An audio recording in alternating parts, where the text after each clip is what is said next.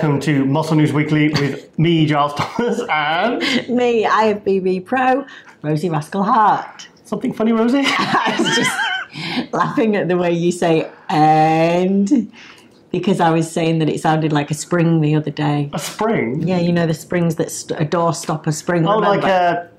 Yeah, okay. But yeah. Okay. How's your week been? Really good. Been off doing some weird and wonderful things again. And I dragged Giles with me everywhere on my little missions. We went to Essex to go and see a guy called Shane. And Shane does like PT, and he does therapeutic things like this particular thing called lucid dreaming, which I was interested in. So we went down to see Shane, and we had a lucid dreaming session with him, didn't we? Mm-hmm. And it was really, really, really beneficial for me, especially. I think because I am quite responsive to this kind of thing. So I got some very clear messages out of it. Yeah. Because you can go in, it's a bit like meditation. Basically,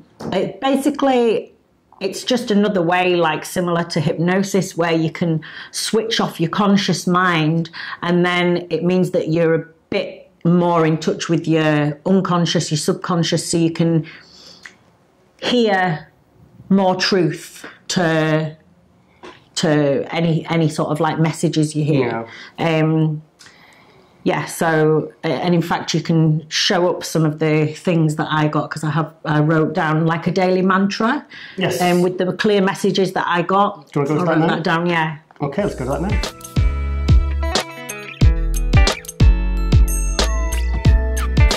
Yes, so I think you got more out of it than I did, because you've done things like hypnosis, meditation, all these things. This is all completely new territory for me. The first 20 minutes, I was like, this is going to be a really long hour, and it felt quite uncomfortable for me.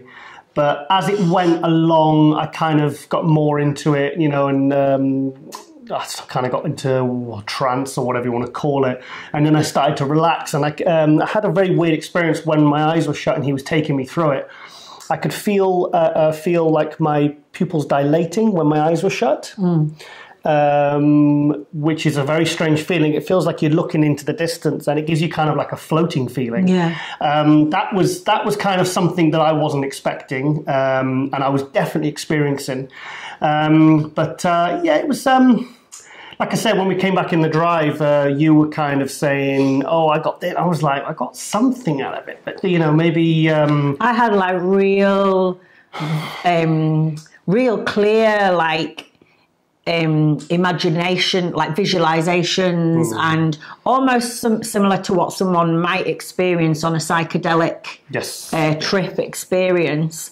But I think because I've always had a really, really good imagination since being a little girl, and I've never lost it. I think a lot of adults lose that little kind of magical wonder, whereas I've never lost that. I need drugs for that. But no, it is true. Like it's something that a lot of adults over time, it's kind of repressed, and just by society and kind of stresses of the day, like the way you've been brought up and all this kind of thing. But I've never kind of lost that kind of feeling of being in touch with like Mother Nature, with kind of the little girl that I was born to become. You know, I've always felt like the world's a magical place full of amazing things if you go out there and take it. So you're kind of childlike and I'm kind of childish. Yeah.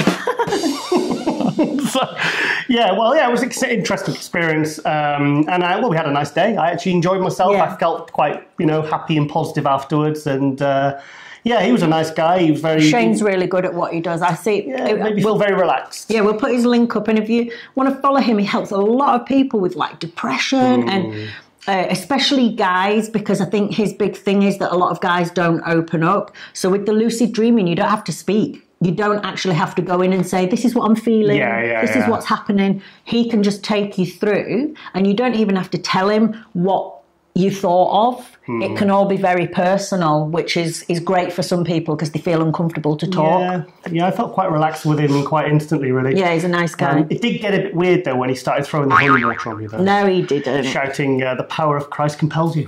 No, that was actually your own brain. Yeah, but no, it was, all seriousness, it was, there's something worth trying. Yeah. So, yes. Okay, and also in news, very exciting news, you got a new car. I got myself a new... Do you want me to show a picture? Yeah. Okay, let's get a picture now.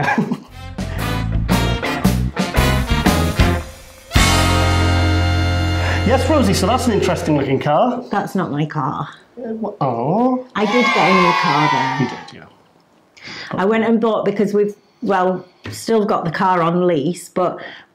Probably the last time I actually owned a car was when I was about 20 something, 19, 20. And then it's always been like on lease and stuff. And I really wanted to just own a little car. And I love it. It's ace. Just I do feel like I'm 18 again. And it's got a little CD player that you put in and out. Like the tape player. No, like a little old-fashioned one. And the wheels are about that big. It's really small. It's like a go-kart. Yeah, it's like those, the wheels you put on when you burst a tyre or whatever, and they're like that small. Yeah, I absolutely love it. Okay. Well, this week out came the poster for your guest posing. Yeah, so... Should we go to that now? Yeah. Okay, let's go to that now.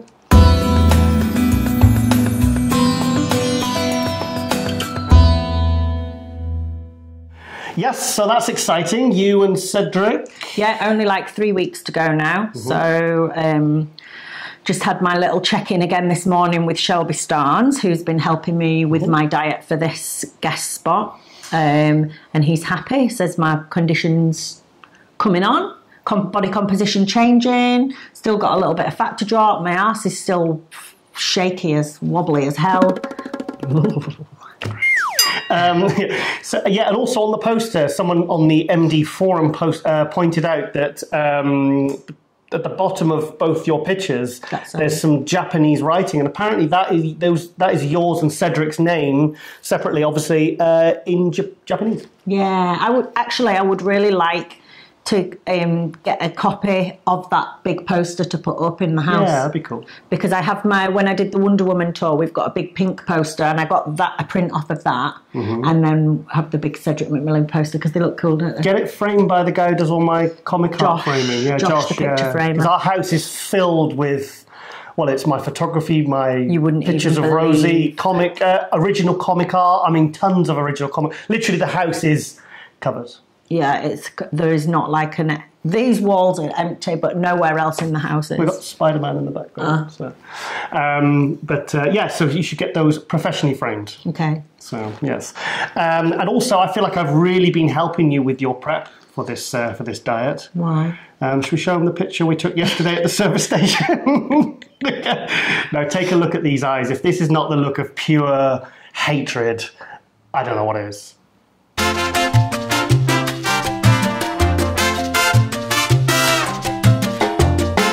Yes, so if it makes any difference, I didn't enjoy the burger and I only had about 2 bites and then left it, so...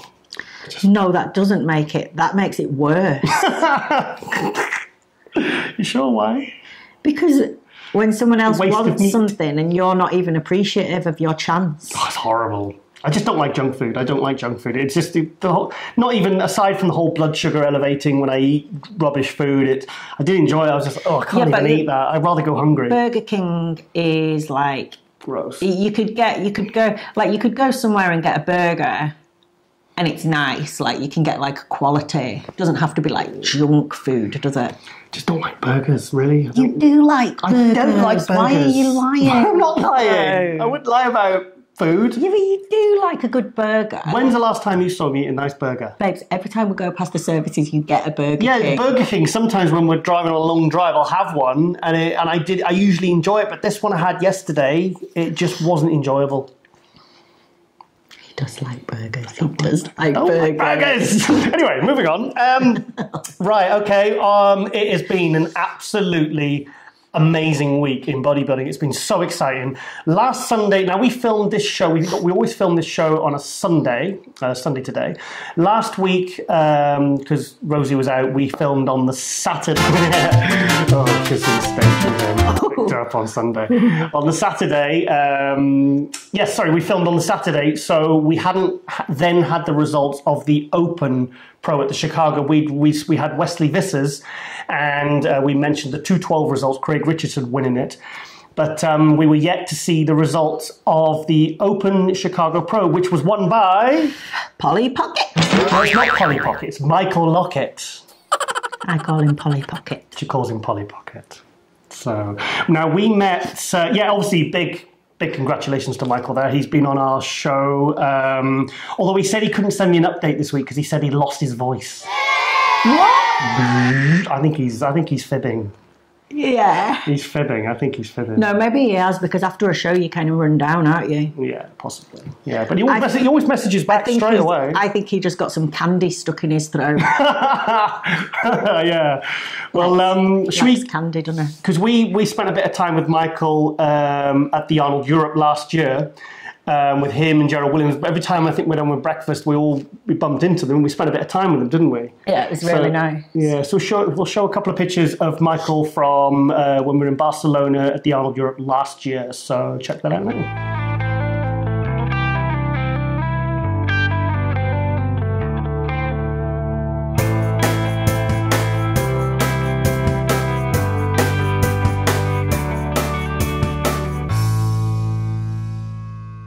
So the big surprise there was Michael winning. Now, he said in an interview with Ron Harris afterwards that he didn't even diet for that. His wife said, look, you need to eat, because he took 5th at the, it wasn't the Indy, it was maybe the Indy Pro? No, it was a show after that. He took 5th, and I think kind of, with his gyno fix now, I think people were kind of, expect him to be like a front runner. Yeah. And he took, so 5th place, so he was a bit disappointed. He decided to come into this one, and he didn't diet, and he actually came in harder, because I think he came in fuller. So crazy. Like, the more I work with people, and like you hear stories like this, and like about Gerald Williams was saying that he has to go crazy low carbs, crazy low fats. And zero carbs, zero that's fats. What I'm saying. Yeah. And he has to do like cardio on that. He was saying train like twice a day or something like this. And I've got Sam Forbes at the moment, and we got her a bit leaner, and that was with no carbs, no fat. And that's brutal. And she's just competed and turned up on stage, and they said she was too muscular. Oh my God. So she's dieted on no carbs, no fat, and come in too muscular. Whoa. And like with Michael Lockett, these like crazy metabolism. Well, he said in the interview with Ron Harris, he said he'd had, yesterday I had Chinese food, Thursday I had pizza, and the guy's coming in with, literally peeled, shredded, skinned. So crazy. And it's like, how, and like Ron Harris said in the interview, he says, have you got like some sort of myostatin inhibiting, have you been tested for that? And Michael was just laughing, because it's like, he's like a genetic anomaly. How it goes against all the laws of... Do you know when I was younger? Everything we know. When I was younger, though, when I used to prep for shows, apart from the fact that I had a binge eating problem, but I used to have like a whole day of binge eating. Oh, God. I don't know how many hours it'd be. Loads of 16 hours binge eating. Then I would have 2 other days. I used to always call it the midweek cheat. And I used to have like a box of cereal, sandwich, crisps. And I would still get lean. Doing that. Just get shredded. It's like, and I actually think that is probably how my metabolism still is. But I think from the years of dieting and having to be on supplements for quite a lot of the time, I think my hormones are still a little bit playing catch up. Because now my body fat, it still does drop fast, but not as fast as it used to do. Yeah. I'd like to see, go completely clean for a good year and see if, so you can reset itself. Yeah, because, we were talking about this the other day, someone was asking, how do you go in the off season? Do you go bigger? Do you go smaller? And, I can eat quite a lot, and I don't do any cardio. And I was saying, I have never been over 9 stone. 9 stone is how many pounds? That's about about 60 kg? 126 pounds. Yeah. So for the... Even when I used to binge eat, like I'd be eating like 6,000 calories a day sometimes. I have never, ever... Your stomach's only about that big. Yeah, but I've never been fat. Like I've never been over 9 stone. It's like my body just won't do it. You were quite chunky when we first met at the show. What do you mean? In 2013, you were quite meaty. I just remember your big traps. I remember thinking, my God, her traps are huge. Might have been on Decker or something. Okay. It's a supplement, Dan, if you're watching. I know nothing about this. I've just heard rumours about it. Okay, so what were we talking about? Polly Pocket. Michael Lockett, sorry. Sorry, I took over a bit there. Yeah, so anyway, Michael, so he won. So he's absolutely thrilled. He's in the Olympia. And I hope, because last year there was Olympia and the Arnold Europe. The Arnold Europe, he was getting like 4th call out with guys that were in nowhere near his league. Crazy. Like, even though I know he did have the gyno, but it still was crazy. They were proper, really. They were like telling him off, weren't they? Yeah, I mean, it was like, okay, I can see the gyno, it's a problem, but he was getting pulled out with guys that. Well, it just looked weird because.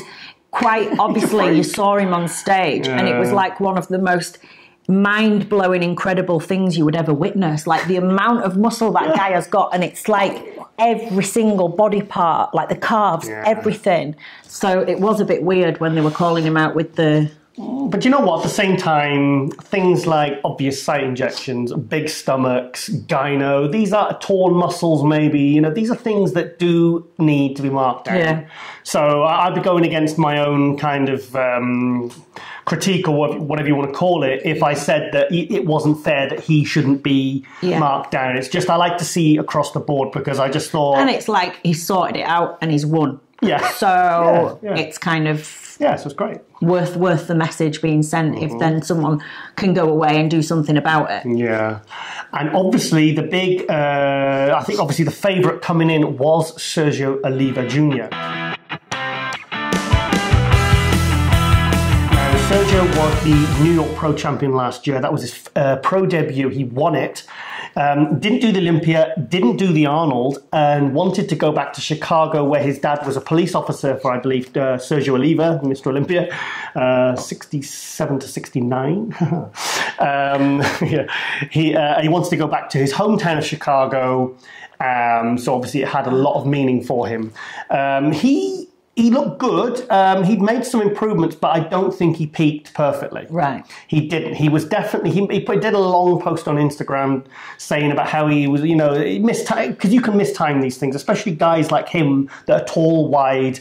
Guys like Dennis Wolf, they can go flat. I've seen them literally go flat on stage. They come out very strong, and half an hour later, you're watching them and you think, is that the same guy? And it always happens with the big, tall, super wide guys like Sergio. So for Sergio, also, his posing wasn't as good as I'd expected either. I think he's got a bit, because his posing routine we mentioned this in a previous episode, this posing at the New York Pro last year was amazing. Was that? This year, it wasn't as good. I don't know why. Maybe he didn't rehearse it as much. Maybe just, I don't know. But I'm telling you now, Sergio, you are capable of better posing because you proved that last year at the New York Pro. So I'm only getting on your case because I'm trying to help you. so get that fixed and peak perfectly. Now, I think he's going to do Tampa. Okay. Which I believe is, it's 2-3 weeks away now? Yeah. And it will be the last Olympia qualifier. It's usually in July, isn't it, Tampa? Is that right? August. It'll be August. Oh, right, okay. It'll be August. It's in the next few weeks. So if he peaks perfectly, then I see no reason why he couldn't win that and get through to the Olympia. Because the thing is, we want to see these new guys come through. Guys like Sergio. Yeah. So, because, we do need to see some new faces coming into the Open to kind of, guys like Nathan Diasha need to move up and, because, you've got guys like... keep things fresh, exciting. Yeah. I mean, you've got guys like Regan Grimes switching to Classic, this guy switching to Classic. It's like we could do with some new blood coming in because he's... Imagine if Flex Lewis came back in Classic. Oh, my God. Men's physique. No, I couldn't see him. Is that not going to happen? He couldn't get those legs in board shorts. So Sergio was actually pretty disappointed, but I mean, he took second. He still beat, Justin Rodriguez and some other very, very good physiques. So it wasn't like a disastrous showing for him. And he had shown some improvements, but he's had first and second in his first 2 pro shows. I mean, there's no shame in that. So, like I said, regroup, put a decent posing routine together, peak perfectly for Tampa, and get to the Olympia. That's an order. Do it. Yeah, do it. So, yes, okay, so that's that. Okay, now this is very current.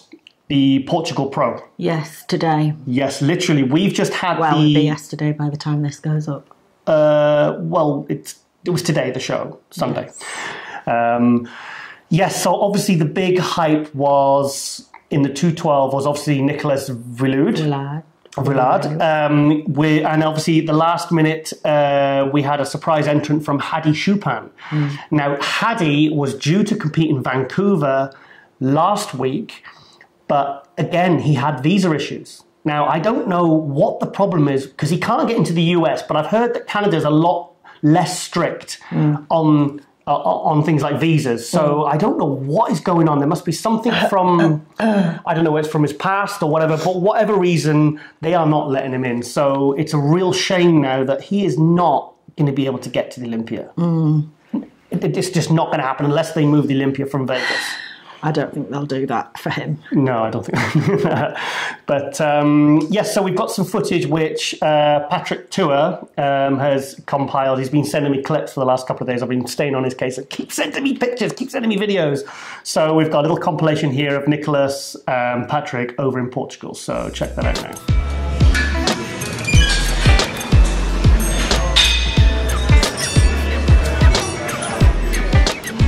Hey mate, in Lisbon, last training with the... Hey, what's up, Jai? Hope you're fine, and we're gonna smash this last workout and we're gonna do the best on Sunday. And thanks again for all the videos and the support. I really appreciate it. See you soon.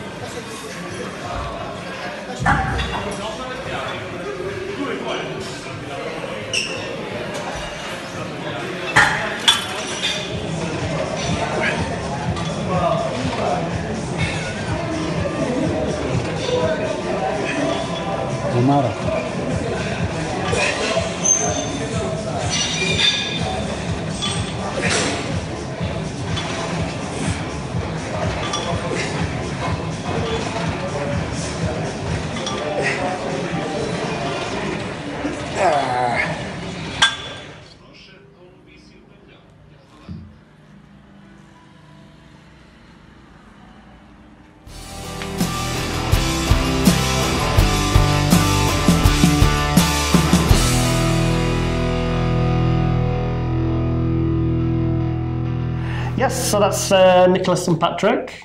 Too cute. Yeah, I kept telling Patrick to film on the side, but he keeps doing that, not that. But I sent him a message to tell him, I said, can you film in landscape?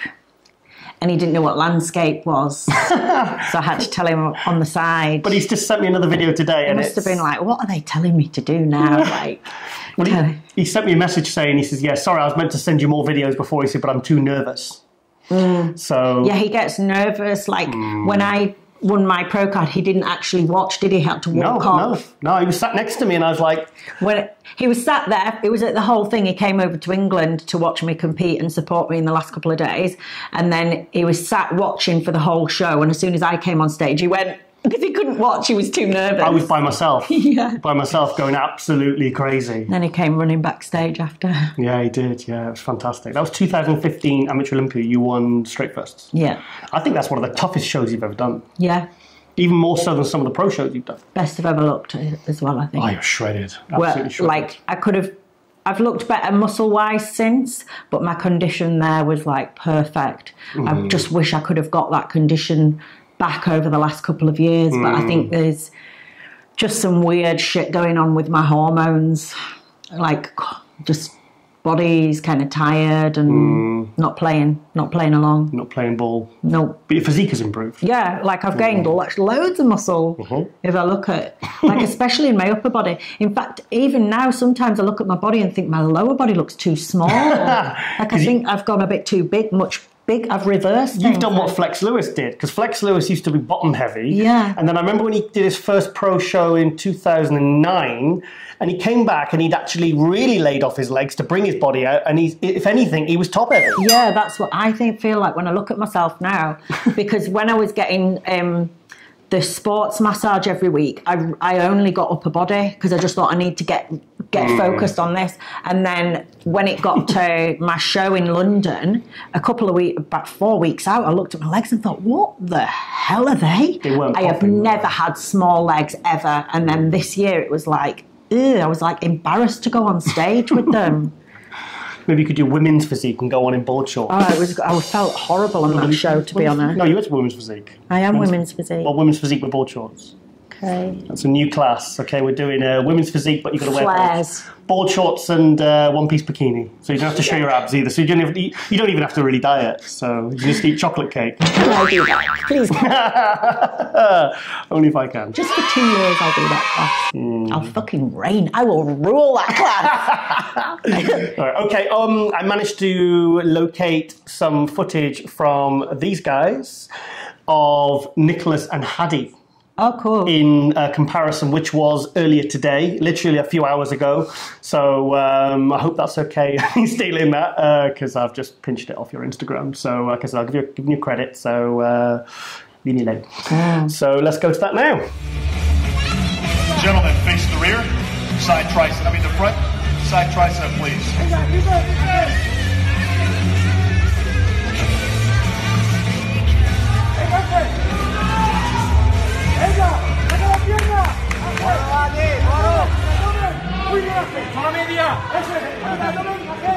Abdominals and thigh.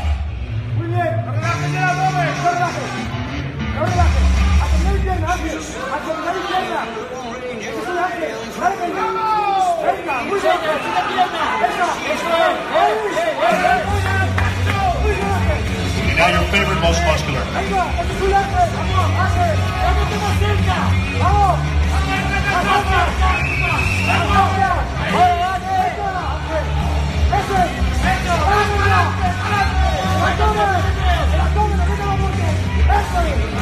Thank you, gentlemen. Back in the wings. Yes, so now I actually have the results. What, the points? No, I have the results of the 212. Right. Hadi Chupin won, Nicholas was second, and this guy was third, which I'll find out afterwards. Not a guy I recognise. And the thing is, I've been looking at the video. I've been looking at, in fact, I've got a little video here of Hadi on stage in his posing routine, so let's go to that.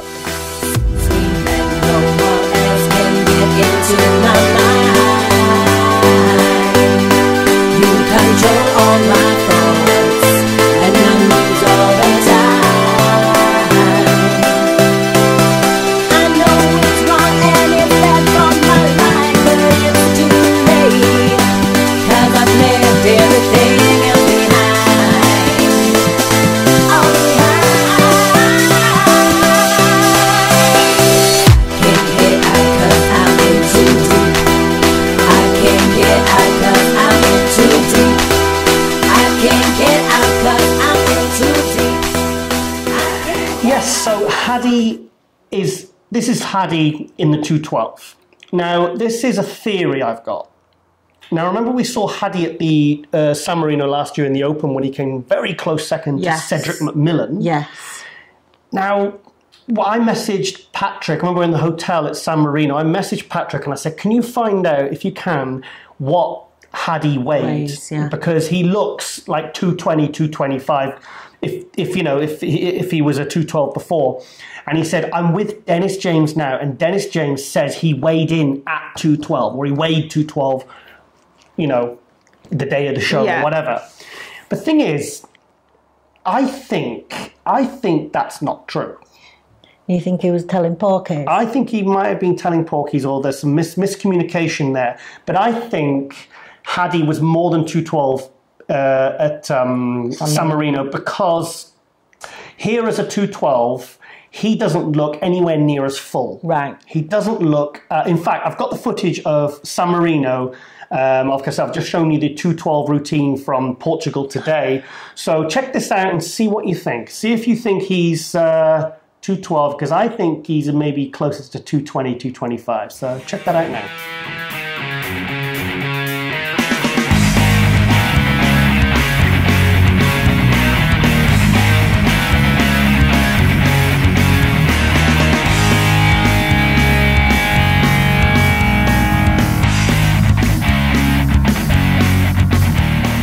Yes, what do you think?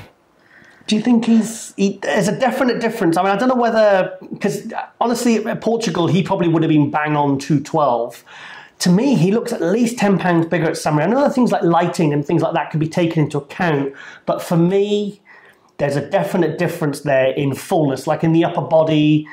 Things weren't really popping in Portugal, although he was much better conditioned. I mean, he was shredded in San Marino. I was going to say, can you get much better conditioned than that? His frigging hamstrings and glutes. I know. I have never seen so much detail. But also the blurriness in his shoulders that he had at San Marino was gone. Right. Now he's been prepped now by Hani Rambod, who preps Phil Heath. So maybe just, I don't know, maybe that's, he stopped doing whatever he was doing there. Or maybe just that bringing that extra bit of condition. Compounds near the end or something. No, I'm saying maybe the extra bit of condition has basically tightened everything up to such a point that everything looks detailed. Right.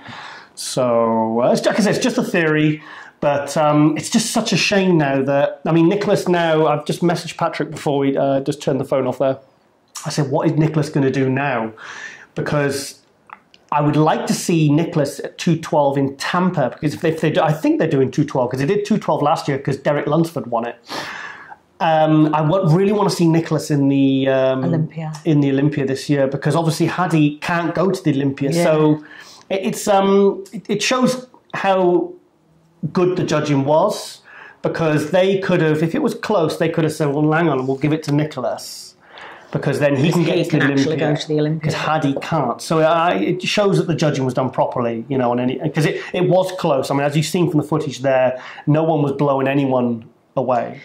Can't they do like what they used to do at UKBFF and say, and we've decided that the standard was so good, all of you can go to the finals. I've seen it though where, I tell you what I have seen. I've seen when Sami Al-Haddad, because I picked him up from the airport and we interviewed him with Sean Ray and everything, when he did the Amateur Olympia at the 2011 British Grand Prix, he won the overall, and you got your pro card, and then like half an hour later got to stand on stage with the pros. Now I filmed Sean Ray interviewing Sami, and he says, Sean says, so they're obviously going to be on stage as a pro in 45 minutes. And he says, well, Sami goes, well, do it, did he? He goes, well, I'm not sure. I'll have to speak to my sponsors. And I was like, what the fuck? What are you here for then?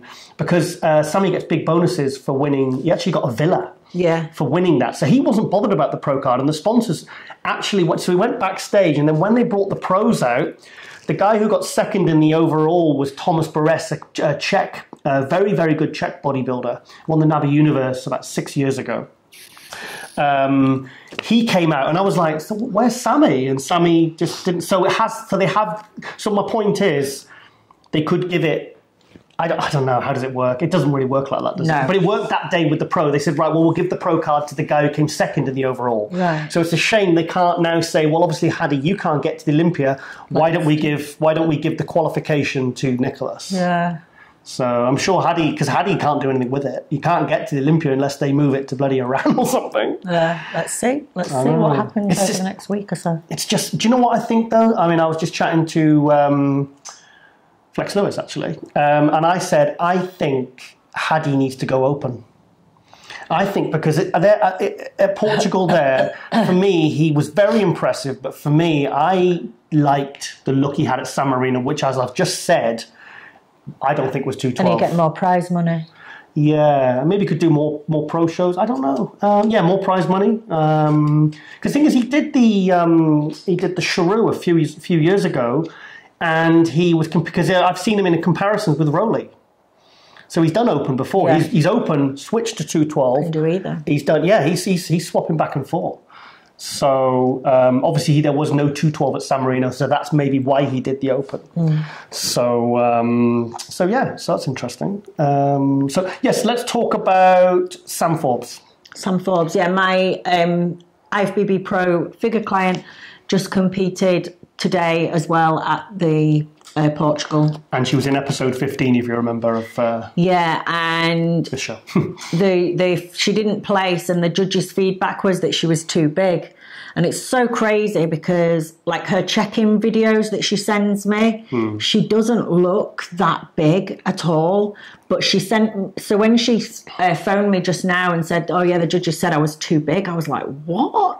But I've looked at the video, and compared to the other girls, she looks like frigging Ronnie Coleman. Like, she looks so thick. It's the back. Yeah, her back, and actually it's like her lower mid-back is so thick. Her posing needs a bit of help as well, actually, because it's a bit, like, looks a bit...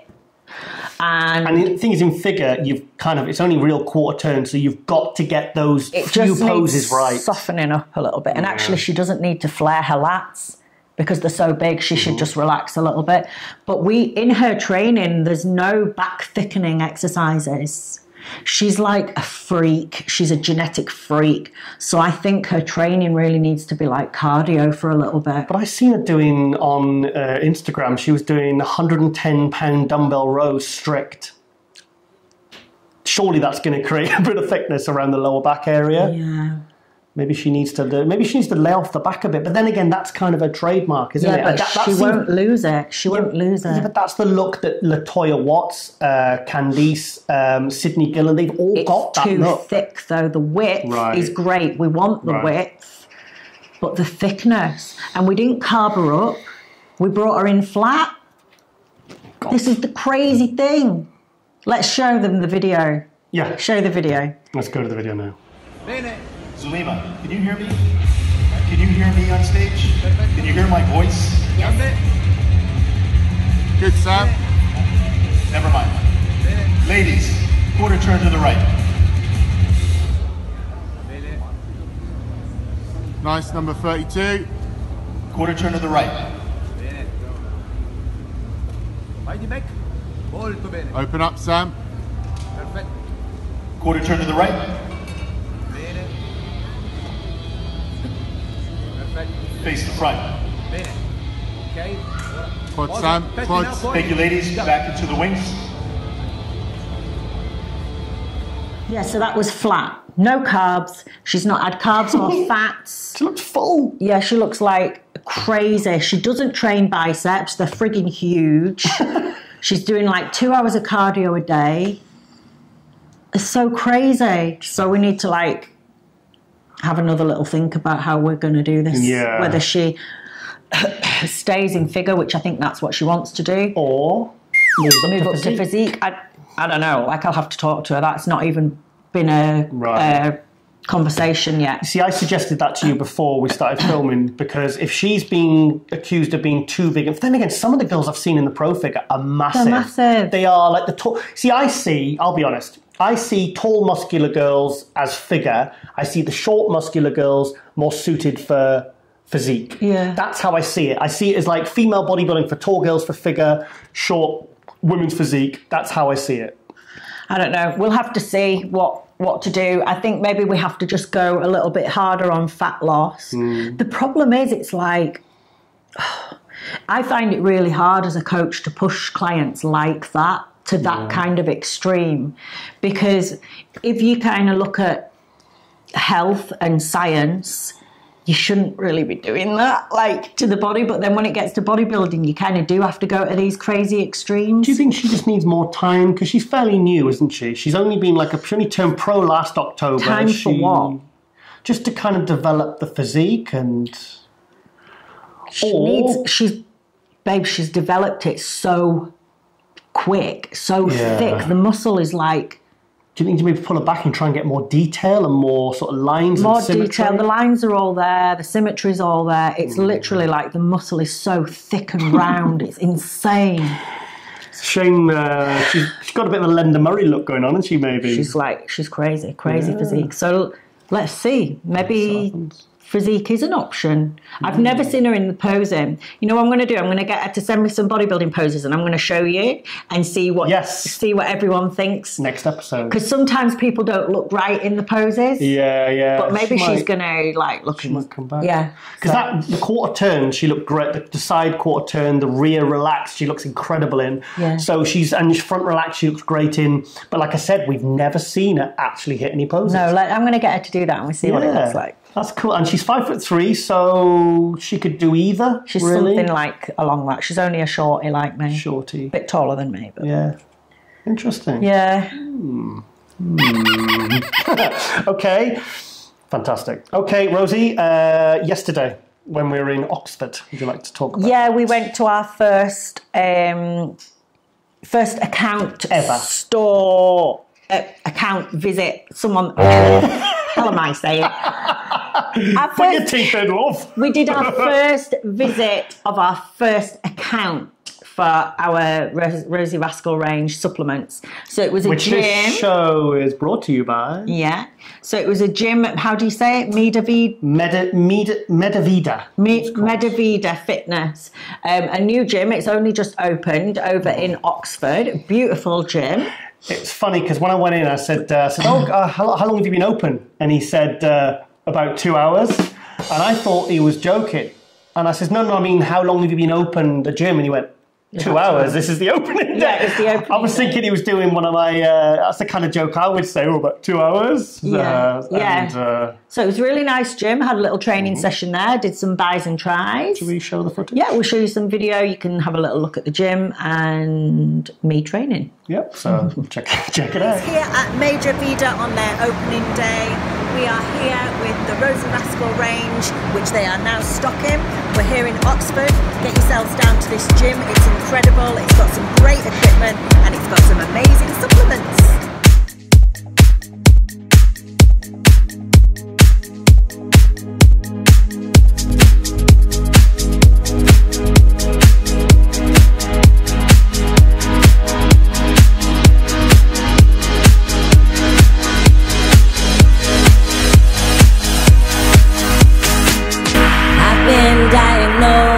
Sugar-coated crazy, and everybody knows that you can save me, 'cause I like it, and I'm losing control, and I've half lost my soul, and I'm living in this limbo.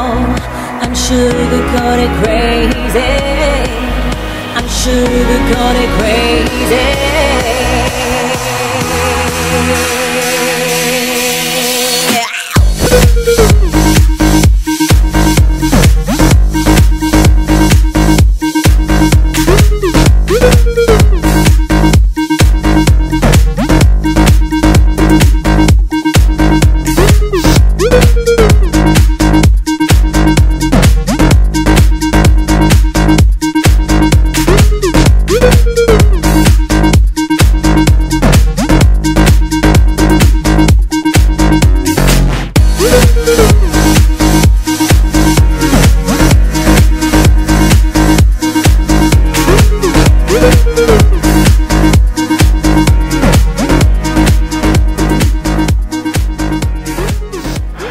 So you had a little pose down as well. I can't take you anywhere. Yeah, with Dean White, the big name in the PCA. Really nice guy. He's 24. So crazy. I think that was his dad that was with him. Yeah, he said his old man, and they said they lived together. And I was thinking, yeah, because that guy with him, he said he was 48, and he said, I'm double his age. I think I'm 48, he's 24. They both looked awesome. So, yeah, it was nice to meet them. Nice to meet everyone down at the gym, and nice to get out to the house. Nice to educate people about the benefits of amino spike. Yeah. Oh, by the way, did you know it's got ashwagandha in? That helps to reduce cortisol, which can stop anxiety and stress. Yes, which you need when you're living with me. So, So yeah, that was fun, and like I said, I was driving down. I was like, Rosie, you were like half asleep. Like, Rosie, this is so monumentous. You know, this is the start of our global domination with the Rosie Rascal range. And yeah, but I'd been up since 4 o'clock. I woke up at 4 o'clock, like cardio, like a freaking meerkat. Yeah, and I was awake at 6 for some bizarre reason, which never happens. So. We're so badass. Badass, yeah. So there and back in the same day, 4 hours drive there, 4 hours drive back. And yeah, it was good. Like I said, we got another one in next 2 weeks, another 2 weeks, and then we got another one. And yeah, like I said, the thing is, it's rolling along nicely, isn't it? Yeah, it's a good new accounts. It's a good, fun way to build the business. I always like the account visits. That's always my favourite bit, because you get to meet new people and see these nice little places and. Get out of the house. Yeah. So, yeah. Okay, Rosie, remember last week we had Derek Lunsford on, who dropped a bomb saying he was going to match... No, not match. He was going to beat Flex Lewis in every single pose at the Olympia in it. Was it 8 weeks now? About 8 weeks? Yeah, he said he's not just going to match him, he's going to beat him. Yeah. So I managed to get this posing footage of Derek Lunsford at this point. Yeah, do you want to watch it? Yeah. Yeah, it's pretty impressive, this.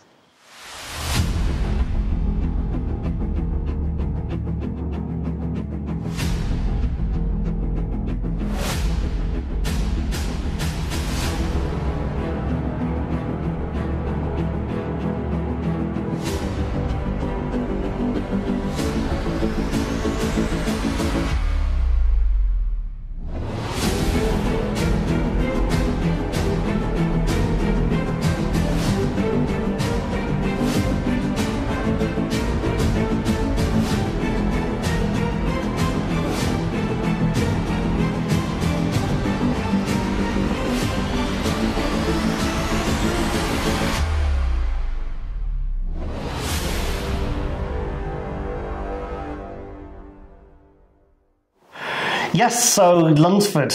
I mean, the kid's what, 25 now? I'm probably 24, 25 now. He was 24 at the Olympia last year. Now, his progression, I mean, I think he was like something like a middleweight, and then within 2 years, he went to a welterweight, then a light heavyweight, and now he's going to probably struggle to get down to 212. This guy is putting on muscle fast. And he's training with Ben Pakulski. He's moved to Florida, like he said in the video last week in the last episode. And it's absolutely phenomenal. As for beating Flex, I don't know. It's too difficult to tell. I do think he will be the next 212 Mr. Olympia after Flex. Yeah. So I don't think he's going to beat him this year, personally. But he would definitely be in the first call out with Flex Lewis. I could see him second. I think he's a bit more better balanced than Ashkenani. Then you've got guys like Jose Raymond. You got the Kamal El Gagni. He's another one that no one saw coming this year, apart from me. I did. Obviously, I mean, there's a guy that could be top 3, certainly top 5 at the Olympia. Because, like I said, even when Kamal won the Arnold, I've seen him better. I know he can look better. Yeah. I have seen, So, and he still had 3 or 4 pounds up to the 212 limit. So if you see, anyway, back to Derek. So that's really interesting, and I want to see Derek. Yeah, but the thing is, the kid's just. The thing is, he said he was 236, I think, in the video. So he's got another 8 weeks to drop another 24 pounds. So he's going to have to drop about £3 a week. That's he's going to be squeezing down. It's going to be a squeeze to get into the 212. So maybe there's another guy that might have to move up to open. So yes. Anyway, next, talking of Flex Lewis, this is a trailer. Flex Lewis's vlog. Cool. So check that out now, and then I'm going to read something out that Flex messaged me about 2 hours ago. Oh, so, okay. Right. Check it out.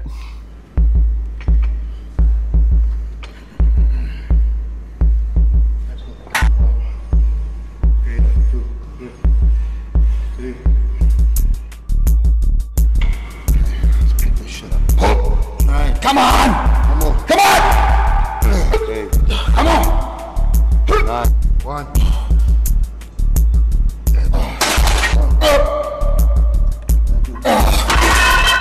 do more. Do with me. 1. Can I do? 50. Come on! And again. Let's go. 1. One more. Come on! 2. Push him on. 1. And 2.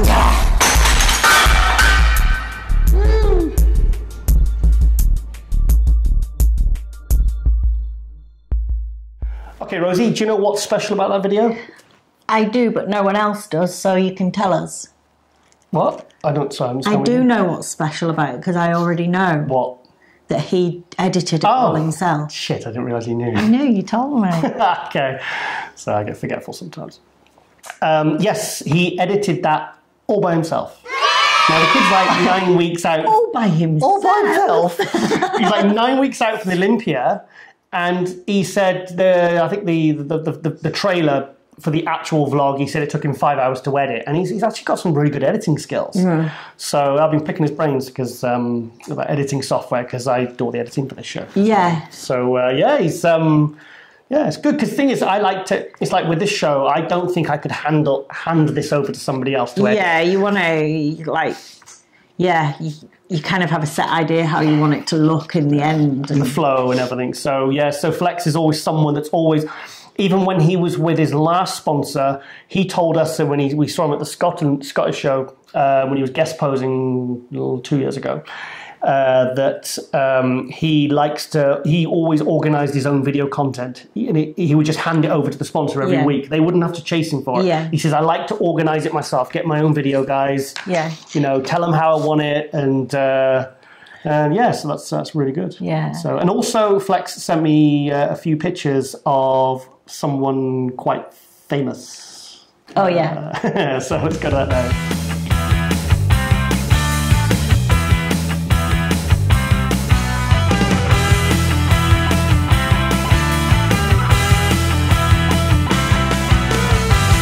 So, yes, Flex can smell what The Rock is cooking. Yeah. The Rock's so cool, isn't he? Yeah, he said, when Flex messaged me the pictures, he said, look, don't put these up anyway. He says, because I wasn't allowed to post them immediately because he didn't want everyone rushing over to Steve Weinberger's gym.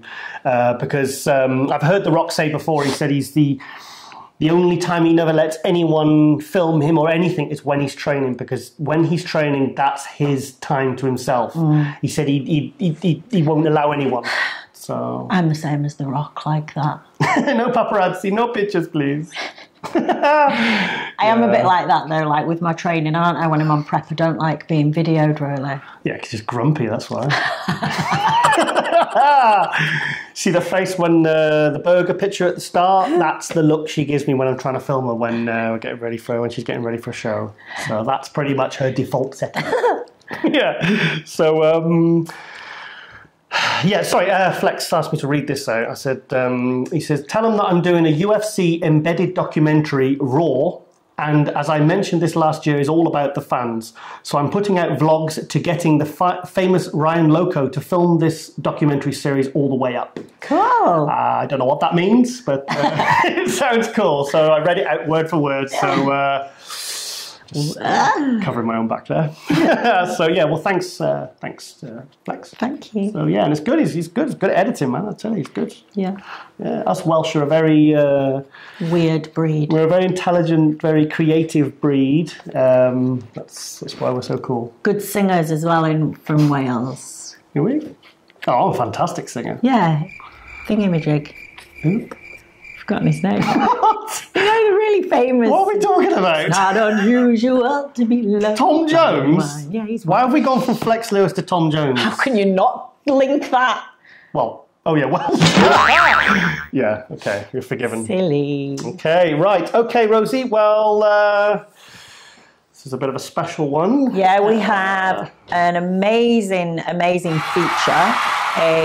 So honoured to have gotten the chance to speak to 4-time women's physique Miss Olympia Juliana Malacan. What day was I on the Skype to her? Friday evening. We got an exclusive interview with Juliana because we knew that she was going to be having some big news this year that she had decided to not compete this year. So we wanted to find out a little bit more about why. And also I wanted to speak to Juliana anyway, because a lot of the way she preps and a lot of the things she say really resonate with me also. So yeah, we had a really nice chat on Skype, and she just got back in from doing some personal training, and she's also moving house, which she talks about. But I was asking Juliana, because there's kind of like been a bit of a running theme with the women's physique where the condition has been rewarded much more recently to be very shredded. So many girls are with striated glutes, like crazy freaky definition all through the physique.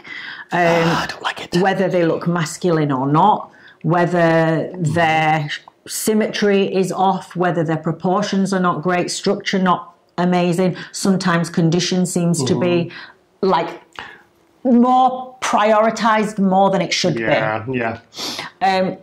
So one of the things we noticed was 2016, Juliana brought a much more leaner shape than she'd ever brought. 2017, sorry. Much leaner shape than she'd previously brought. And we didn't actually think it was as nice. Didn't like it. I didn't like a couple of poses, a radial bicep, looked much less impressive. Her lines lost the fullness. Yeah, I saw her at 2016 Olympia, which you were in, which you won Rookie of the Year at. And for me, as soon as she walked out, I mean, that's perfect women's physique. Yeah. There was no shredded glutes, but she was just the epitome of what I think, what I certainly believe to be the perfect women's physique criteria. Yeah. Look. So I was asking her about that, and I wanted to know what Juliana's favourite look was from her career, her Olympia career as a women's physique. So we'll go over to Juliana now and find out a little bit about what she liked and which year was her favourite.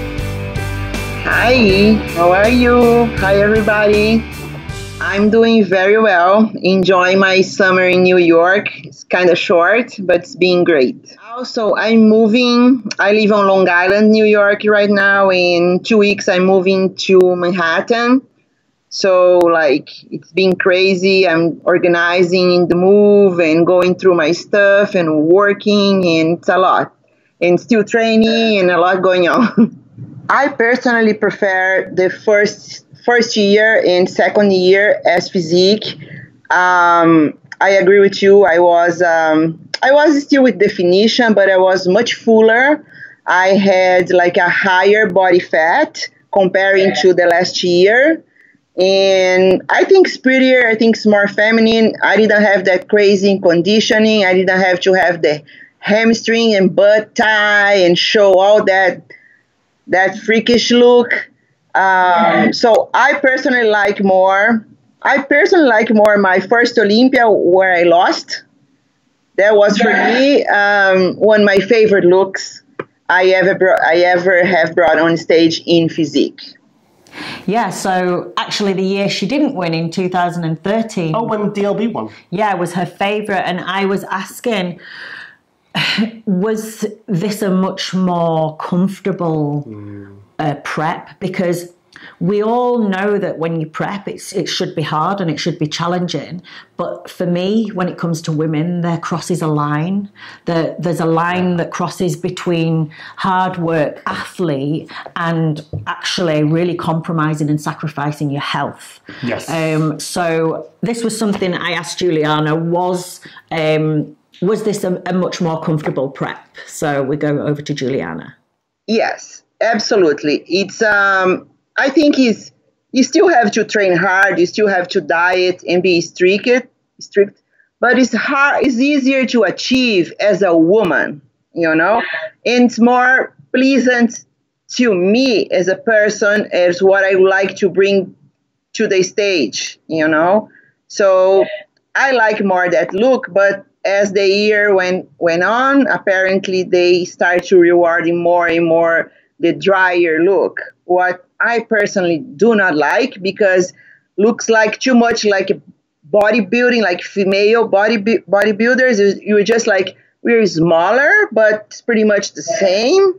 So I never like that. That's why with all my respect to the female bodybuilders, I never want to compete in that class. I was invited when I just started doing figure in the pro level. I was always a little bit too muscular for the criteria at that time. And they told me I should switch for bodybuilding. I could do way better, but I never liked that look for myself. So that's why I never did. But in physique, as the year went by, I feel like we get more and more conditioned, drier, and for me, it's less prettier, it's less sexy, it's less appealing. Yeah, and we started discussing a little bit about why women's physique was originally brought in as a category, and it was because of the kind of the way that female bodybuilding was kind of just going down the pan. Yeah. It was becoming like an embarrassment to the federation. It had gone too far the freaky way, too big, too shredded, too much masculinity going on because of like the girls being sort of pressured to push to win. So they brought out women's physique, and it was a softer, it was a kind of look that I wanted to... Sorry? It was a look that I felt like I could kind of be motivated to go for. Like when I saw Juliana, I was like, yes, I can prep for that and feel comfortable in that kind of preparation. You were perfect for women's physique. In fact, I've, with this being said, I found a picture of someone from the 80s, of one of my favourite female bodybuilders and one of your favourites. And I showed you the day, didn't I? Yeah. Should we show that now? Yeah. Yeah, let's show this picture now.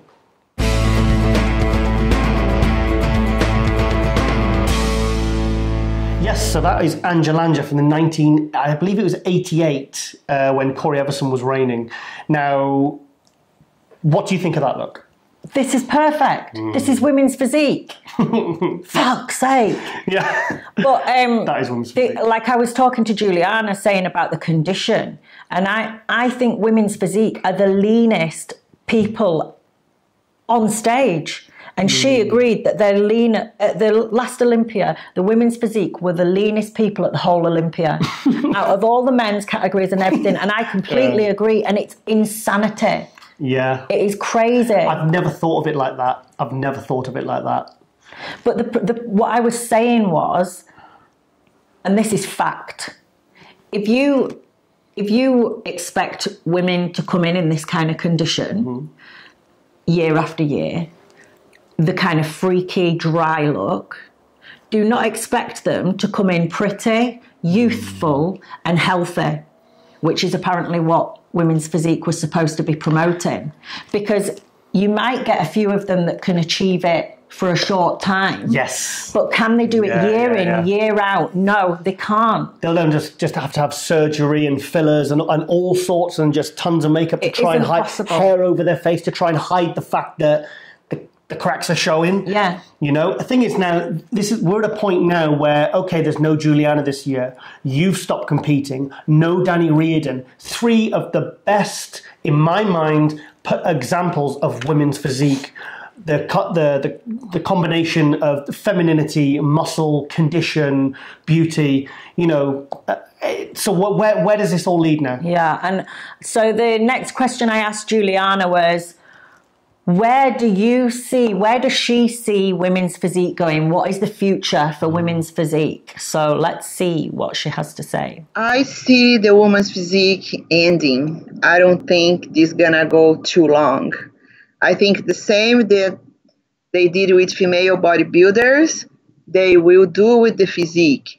They already dropped from New York Pro. That was, to me, the first sign that the class is going down. And they did that with female bodybuilders. They first dropped from New York Pro, and then they dropped from, I don't know, Arnold, I don't remember. Then it went like that. And I see going the same way with the woman's physique. Okay, so I completely agree. I think if something isn't done to change, what's rewarded, I think it will go the same way as the women's bodybuilding. I think it was brought in with great intent, and I think if it had have kept going that way, it could have been one of the most popular classes. And I think right now it's just confused, and it shouldn't still be confused. It's been around long enough now to be clear, and it's rewarding the wrong looks. Why should Juliana have to change her look from 2013 to 2016, which in my mind was perfect, and she 2014, 15, 16 she won? Why did she have to change it for 2017 and come in with something completely different? Yeah. Why does she feel that? Why doesn't the three-time most dominant Miss Olympia have to feel pressured to come in with something different? And something that is not healthy. It isn't healthy. And I think, you know, this is the reason why I've decided to step away from competing, because I don't want to be, when I compete, I want to be one of the best. I want to be competitive. Yeah. So if I know I'm going in and I'm going to get beaten by people just on condition, then I just don't see the point in doing it, because I don't want to put myself in a position where I feel pressured, and maybe I would do things that, because when you're on prep, you can be in a crazy brain, and you get in that zone where you just want to win. So for me, it's like I have to step away until there's a little bit more of a look rewarded that is in line with me personally. Now, you've said, and Juliana has said, you've definitely not 100% retired. No. So let's see how the women's physique class pans out over the next few years. Yes. Because I've seen a few girls that seem to have disappeared that I really rated. And I wonder, I really wonder if this is something to do with it, whether maybe they've had some health problems, or maybe they feel the pressure and they don't. Because you don't feel, it's not about being out of your comfort zone as an athlete. It's about being out of your comfort zone as a woman and as a human being that gives a toss about your health and your future. You are a long time alive after bodybuilding, okay? If you compete and then say you finish competing at 40, maybe you've got another 30, 40, 50 years of life. Do you want to live it with regrets of things that you've done to your health, to your femininity? So you have to live a whole other another like 40, 50 years with those regrets. Not me. Yeah. I don't want to do that. But so then the big question I asked Juliana, are you going to compete at the Olympia this year? I'm really not planning on compete Olympia this year. Exactly.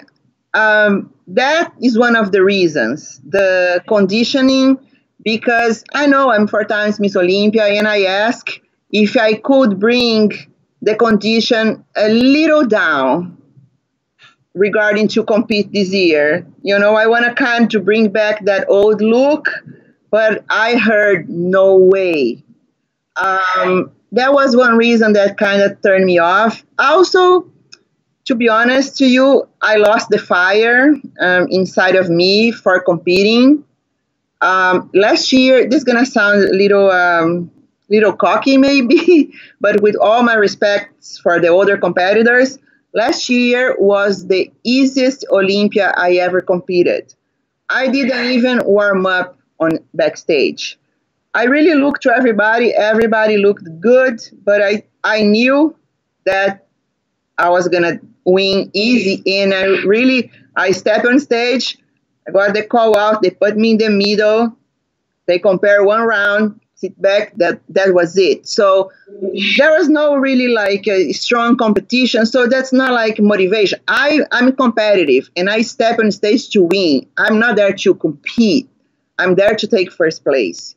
So I feel like as the years went by, I did that. I did my job. I did well. And honestly, I lost motivation because the competition became too easy.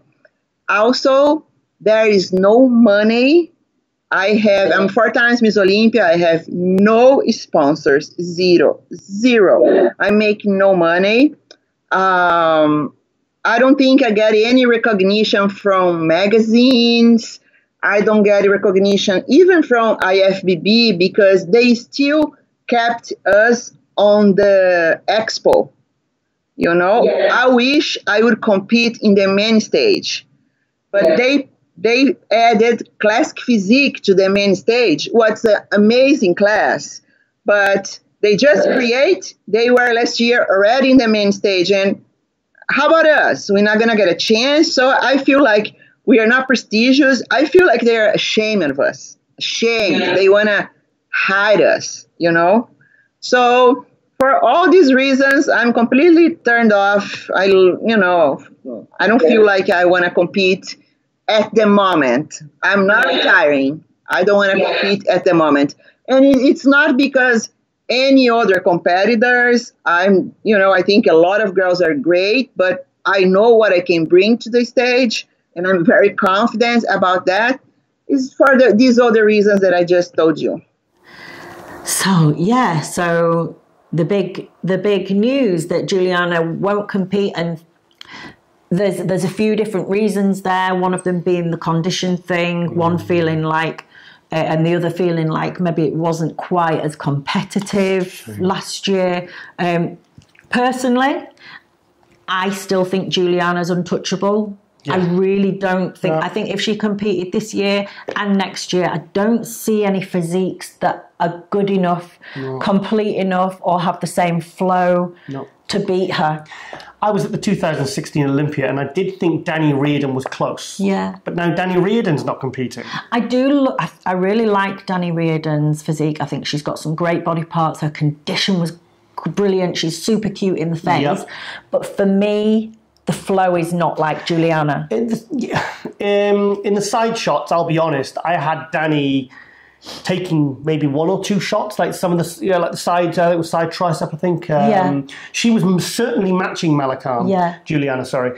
But in the front, she was a little bit straight up and down, but like obviously Juliana was just from every angle. Do you know what it is? Perfect. For me, Juliana just looks super sexy. Her physique is like so round, beautiful, and beautiful. It's nothing kind of stands out for the wrong reasons. It's just put together perfectly. It's the way she presents it as well. It's a really distinct shape, and it's like I said, I feel like I saw it after the Olympia last year. We were walking through the corridor up to the lifts, and I saw Juliana, and I went up to her and said hi and everything, and I said, Juliana, please don't retire. I said, we need you. The women's physique needs you. And she says, well, I'll see. I don't know. And obviously that was in the conditions she personally didn't feel comfortable being in. Probably had some doubts about. But then again, if she'd have come in this year less conditioned than she was last year, she still would have won. She wouldn't have lost. I honestly don't think she would have lost. I think she's as dominating as Phil Heath. In the Olympia right now, I think she could just go on and on and on and winning it, Yeah, but like she said, and she was messaging me on Instagram. She says the fire isn't there this year. Yeah. But I'm not going to say the word retire because Juliana told me that she wasn't going to be competing probably 2-3 weeks ago. She told us. Yeah. We have to sit on this information. It's been driving me mental. Sorry. Yeah. So also one of the other things that I really admire about Juliana is the kind of balance that she has in her life with prep and just sort of like as a person. She takes quite a holistic approach to her prepping. I see that she really looks after her nutrition in a quite holistic way. That's good. Making sure that you're kind of getting all the minerals and vitamins you need. And then after last prep, she went away on like a retreat. They were doing yoga. It was vegan food, I think, organic food they were eating. Cool. And I think you really need that. And I was asking her a little bit about this, and I think, Juliana's competed for 19 years. Yes. Now she looks so youthful. Beautiful. So beautiful, so healthy. Her voice sounds fine. She looks every inch a woman. Like, I don't know whether people realise how hard it actually is to achieve what she's achieved, compete 19 years in a row, and still to have maintained this level of beauty and femininity. And for me, this is something that should be, like, people should be really bowing down to her and asking how have you done this? How? Please tell us, because this is women's physique, and this is what other women should be trying to learn. This is what I like about Juliana. It's not about the title she's won. It's about what she represents and the way she inspires people like yourself to have brought. Like I was watching you on the Skype, and I was thinking, you reminded me so much of each other. There's echoes of. You know, like I see on your Instagram, and I'll see her Instagram, and I see there's so many similarities about your approach and your mental approach. I honestly think you two need to collaborate on something. But it gives you a longer career being like that. And I was longevity. Yeah, and I was asking her a little bit about this, and I wanted to know if she felt that she'd been able to have such a long career and stay looking so feminine and so youthful still because of this slightly more balanced, holistic approach. So let's have a little listen to what Juliana had to say. Honestly, I've been competing for 19 years. I don't know if people know about that, because I'm a very quiet person. I don't like to talk much. I don't like much social media. I don't have this ego that I need to be, you know, talking about myself or showing stuff. I'm just like, maybe I'm a little different.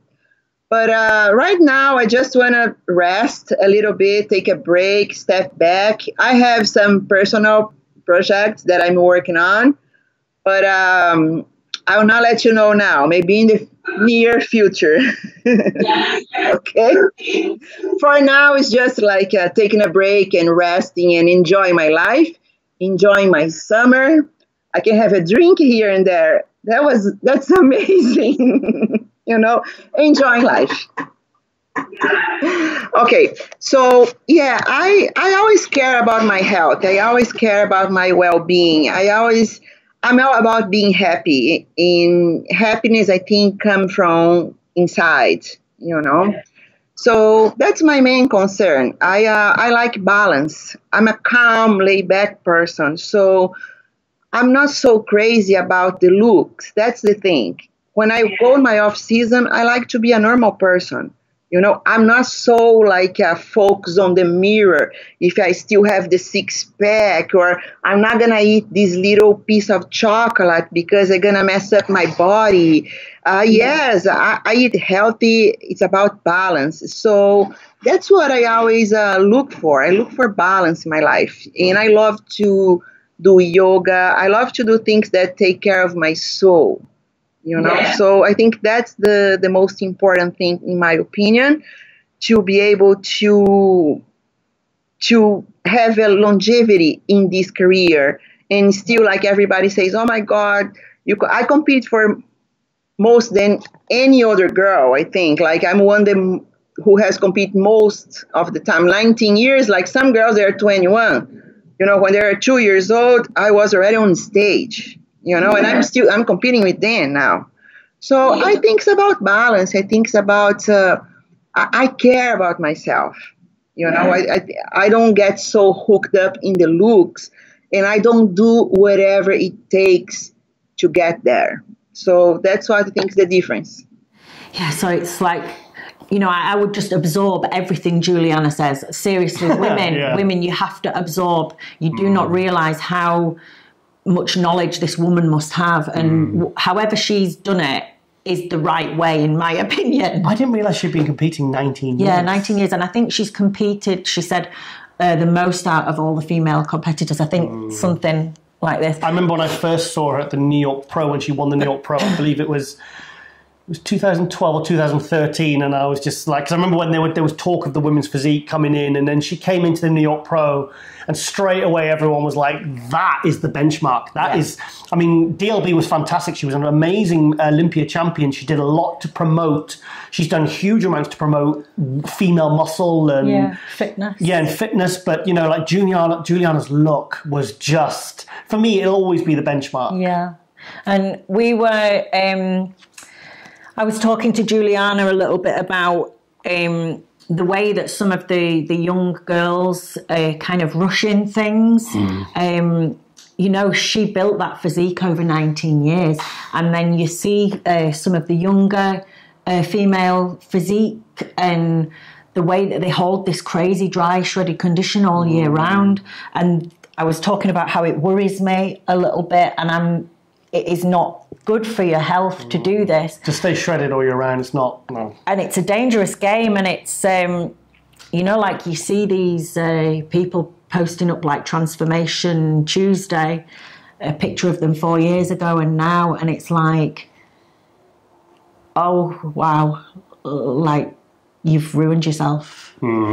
And all they see is like bigger set of quads or a bigger set of shoulders. They'll focus on the veins on their shoulders and you just think, hang on a minute. But what about the fact you've gone bald? What the hell? And you sound like Barry White. Yeah, like, come on, like, it's just crazy. Like, people are not noticing these things and people around them are not saying anything.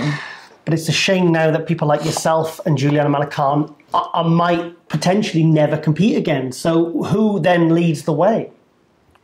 Well, it has, I don't know. It's really, I don't know who starts the ball rolling, and then even if the ball does start go rolling, it takes one show where a couple of the judges actually prefer the shredded look and it all starts off again and you're like, oh, for God's sake. But it's a tricky one, very tricky. Yeah, so I was asking Juliana, like, how does she feel about some of the younger girls coming in? And you can see that, you know, she has serious concerns about this too. We'll go back over to Juliana. Exactly. I agree with you, you know, but when you are that young, you maybe don't have that set of mind. And if you don't have the right people around you to guide you, then can become really dangerous, you know. And I'm very concerned about these really young girls, how they're going to look like in 20 years. Will they be alive? It's completely scary. I have been looking at few girls and I've been comparing. They post like pictures from 2 years ago to now. They look like completely different beings. Like it's not the same person, you know. And that's what don't they see the change? Maybe they don't, because they are so hooked up in that set of mind. I want to win. I want to be Miss Olympia. It's amazing being Miss Olympia, but it's not paying my bills. And my health is the most important thing. So I would like to all these women out there to be conscious and take their time. I took my time to get where I am at today. So, and everybody can do, but just do it the right way. Thank you. My pleasure, Rosie. And if you need anything else, let me know. Thank you. I appreciate. Thank you so much. Have a good night. So yeah, just a massive thank you to Juliana for being on. We love you. She's just such an amazing woman. A seriously tough and smart athlete, and I really just urge women to just follow her lead with the kind of the way that she's prepped, the way that she's taken her time, the balance of life. I think it's like really important. Yes. So thank you so much, Juliana, and yeah, hopefully we can get her on again at some point. Definitely. And see, because I know she's got some projects coming up soon. She didn't want to talk about them just yet, but hopefully when they're launched, we can find out a bit more. And I'm going to put the interview into my next MD column. Yeah, we're going to lift out some of the best bits and put it into Rosie's Ask the Rascal MD column. Yeah. So yeah, it's fantastic. Amazing. Fantastic. Something else I was going to say about Juliana. Can't remember now. No, that's fantastic. Yep. No, totally forgot. Right. Okay. Yes. Okay. Now, remember last week Patrick Tour was over in Cyprus. Yeah. Training with Avramis. Yeah. Well, I managed to get a little bit of a clip of Patrick training his new best friend. His new best friend in the world. No, you hang up. You hang up. No, you hang up, Patrick. So yeah, they're serious bromance going on there. Yeah. In fact, I'm a bit jealous. I'm feeling a bit left out. So next time that Patrick goes over, I'm going over as well, because I need to be involved. Like standing in front of Avramis every time I touch. What are your intentions? Okay, so yeah, we'll go that now.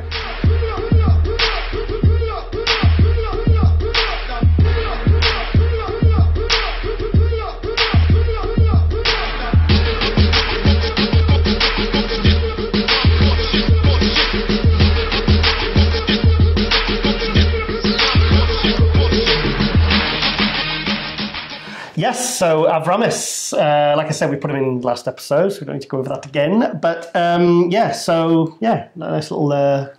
We'll follow that journey as that kind of goes along, and I would love to see it end up, like, say, top 3 or winning a 212 Pro show. Yeah. I think that'd be absolutely amazing. So, right, okay, well, Olympia hype is starting to build now. It's starting to build. The pictures are coming out. The guys are starting to release pictures and footage, and they're starting to talk and doing their little Instagram videos. Yes. So anyway, I've got another Nick Vision motivation video. Okay.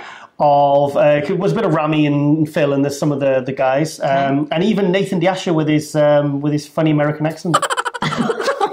So that is Nathan. So, but don't be fooled, he's actually a Scouser. So, which he seems to alternate. Hey guys, how are you? No, he's not Chinese. So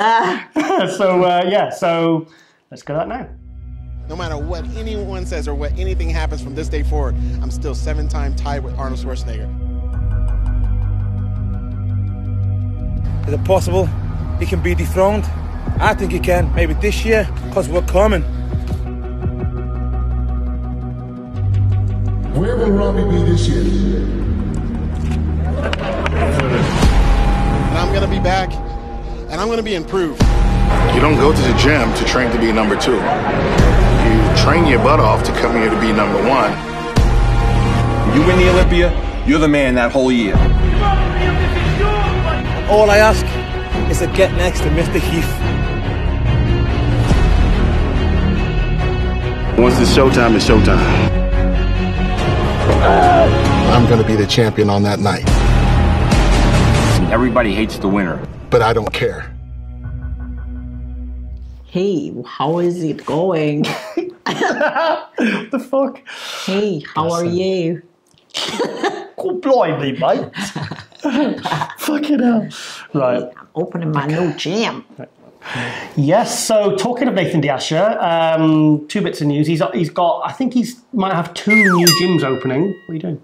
Send 2 new gyms. Oh, bit of Tourette's there. He's got a gym opening after the Olympia, and I heard he hurt his shoulder the other week. Right. So that was like, oh, Nathan Diasha's hurt his shoulder. So I was like, I messaged him, and he went, nice. It was a close call. He said, but it's fine. He said, it's fine. I'll just have to, work around it for a week. So I said, well, be careful. Don't go training stupid weights, bloody 8 weeks out for the Olympia. We need you in the top 5. You bugger. Yeah. You bugger. Yeah. Okay, Rosie. Well, we're coming to the end now. Okay. Of the show. Yeah.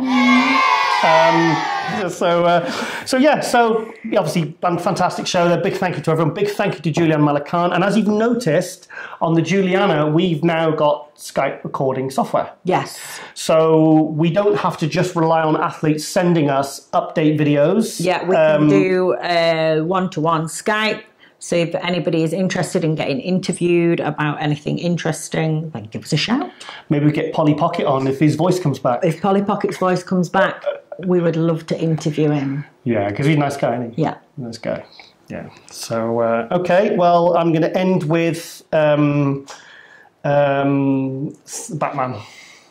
With Batman trying to get into a car. Because obviously in the films, they do it a lot quicker. So this was exclusive footage I got on set of Batman trying to get into the Batmobile. Ben Affleck. No, sorry. I just snotted there, sorry. Sorry, lovely way to end the show. Okay, well, with Rosie Rascal Hart, I'm Giles Thomas, and we will see you next week from Muskings Weekly. And see you later. See you later. Cheers, bye.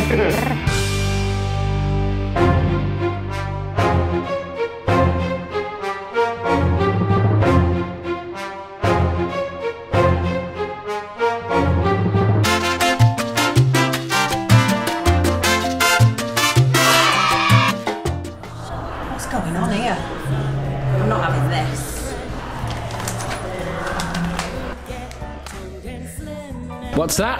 Amino Spark? That's exactly what it is. Amino Spark. Turn around and flex that back.